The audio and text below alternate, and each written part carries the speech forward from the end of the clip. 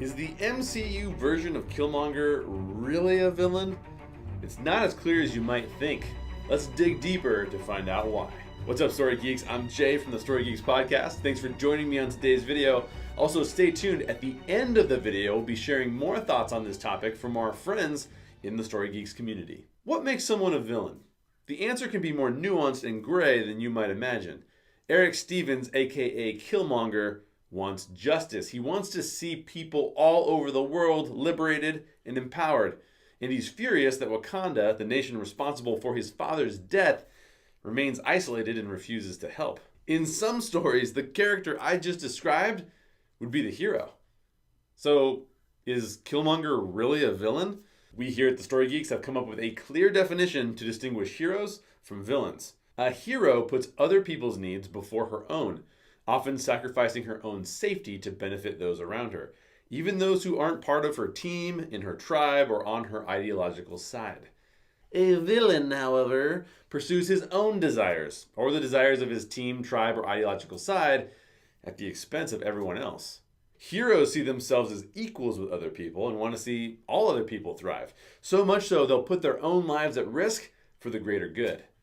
Villains see themselves as superior to other people. They pursue things that benefit them, their tribe, and their agenda. They're even willing to hurt and control other people to get what they want. Where does Killmonger's character land? He does, after all, want the same thing that Nakia wants. For Wakanda to stop isolating itself, take a stronger role in global issues, and liberate and empower people all over the world. He wants justice. Killmonger's motivation is heroic, but what about his behavior? He does help Claw steal vibranium from the British Museum in the beginning of the film, although that's not terrible since some of those artifacts were stolen from Wakanda and other African nations. He does, though, start to kill people. As the movie progresses, we start to understand that Killmonger sees other people as expendable and secondary to reaching his objective. That's troubling and villainous. Killing Claw could be seen as acceptable, or maybe even just. But what about the people in the museum? Or his own girlfriend? Even if we make the assumption that the people in the museum were bad, and that his girlfriend and Claw were the true villains of the film, we'd still have to wonder if he really had to kill them at all. If Killmonger killed them in order to execute justice, we might be able to label him as an anti-hero. But based on the way he treats many of the Wakandans later in the film, it looks like there's a troubling pattern to Killmonger's behavior. And what about Killmonger's endgame? What's he trying to accomplish? Well, Nakia's objective, getting Wakanda to stop isolating itself, aligns with Killmonger's. They both want to help other people, but there's one key difference between their end goals. Killmonger doesn't desire justice and equality like Nakia does. Killmonger wants revenge and control. He wants to rule the world. And he's willing to kill people, even Wakandans, to achieve that objective. But wait, hang on a second. Doesn't that mean that Killmonger just wants to subject other countries and peoples to the same cruelties that African nations have suffered for generations? It does, and there's justice in that. Except that means he's putting himself, his team, his tribe, and his ideology above all other nations and people across the world. He's becoming the same villain that all those other nations became in order to get his revenge.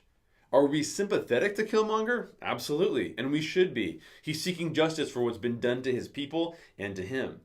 He has the potential to be a powerful ally for T'Challa.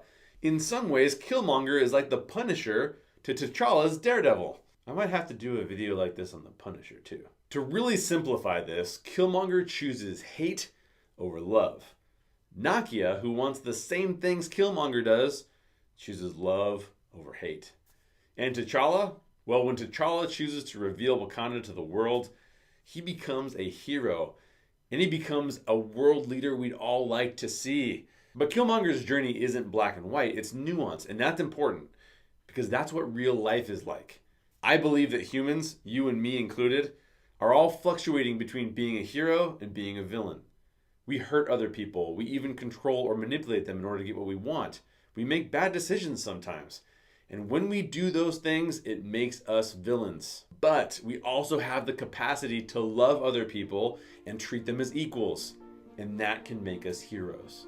I love that Black Panther gives us a nuanced perspective. We're all capable of being heroes or villains, but T'Challa and Nakia encourage us to choose to be heroes. And Killmonger? Well, I think he's the best villain in the MCU, and probably the best villain since Heath Ledger's Joker. Michael B. Jordan deserves an Oscar. Those are my thoughts. What do you think? Do you think Killmonger's a villain? Why or why not? And is Killmonger the best villain in the MCU? Let's hash it out in the comments below, and be sure to stay tuned for additional thoughts from the Story Geeks community as to whether or not Killmonger is really a villain. Don't forget to subscribe and be sure to check out our Patreon account where you can support our channel and gain access to more exclusive content. And remember, Story Geeks, question everything in your favorite stories and always seek the truth.